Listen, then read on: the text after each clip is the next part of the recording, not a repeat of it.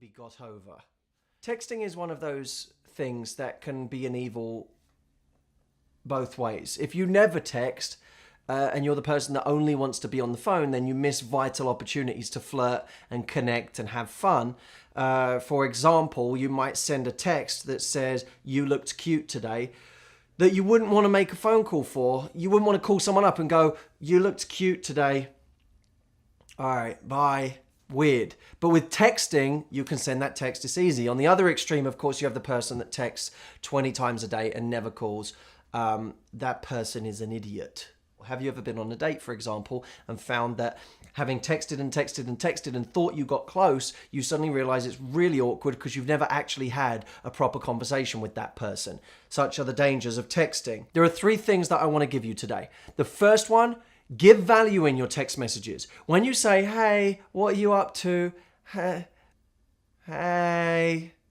it both shows that you're bored and boring at the same time. When you say, "Hey, what are you up to?" it's the equivalent of you saying, "Please entertain me, because I couldn't be bothered to think of anything interesting to send you. You entertain me." So what are some interesting things you can do by text? Well, one of them is sending a picture message. Pictures are great because you send a picture that reminds you of someone or in some way triggers a joke that you've both had or a memory. You send it to them with a little caption saying why you think it's relevant. I got a text message recently in the last couple of days that was a picture of a house, and outside there was a sign that said "Hussey House" on the postbox, which was funny. It could either mean a cute little cottage or a whorehouse.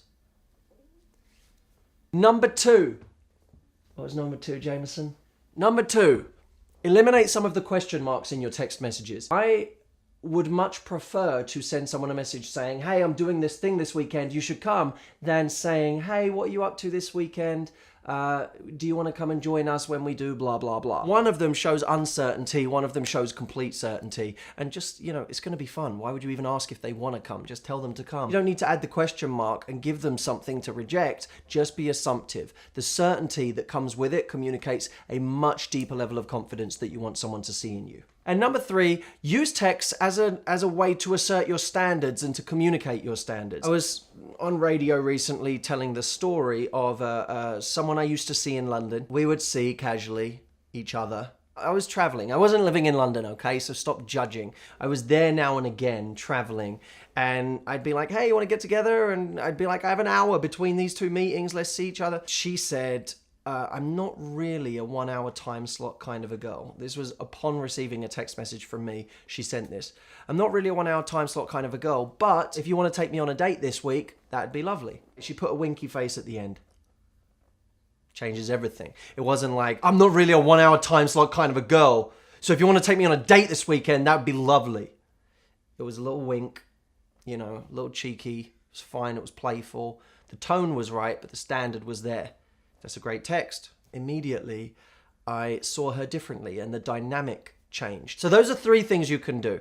Add value, eliminate your questions, and show your standard through text messages. By the way, I have something a little special for you. A mini texting crash course that's complimentary. I'm going to give it to you. I don't even want to charge for it. I just want to give it to you. These are literally 9 texts that you can copy and paste from the document into your phone. If there's a guy that you're a friend of right now, but you want more with him, you can send him these texts. If there's someone that you're a lover of right now, you're casual, but you want more, you want a bit more commitment, you can send these texts. They will revive a situation that's gone cold if something has lost its edge or its passion. I hope you enjoy them. I enjoyed writing them. And underneath each text, I explain why each one works and what the psychology is behind it. So here's how you get this guide.